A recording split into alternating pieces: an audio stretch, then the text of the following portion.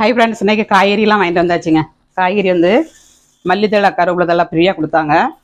அப்புறமா வந்து தக்காளிங்க, தக்காளி, உருளைக்கிழங்கு, பாவைக்காய், கேரட்டு, பீன்ஸு எல்லாம் வாங்கியிருக்கேன். தக்காளி வந்து ஆப்பிள் தக்காளிங்க. ஒவ்வொரு தக்காளியும் எவ்வளோ பெருசாக இருக்குது பாருங்க. ஆப்பிள் தக்காளி வாங்கியிருக்கேன். அப்புறமா ஒரு வாட்டர் மிலன் வாங்கிட்டு வந்தேன்.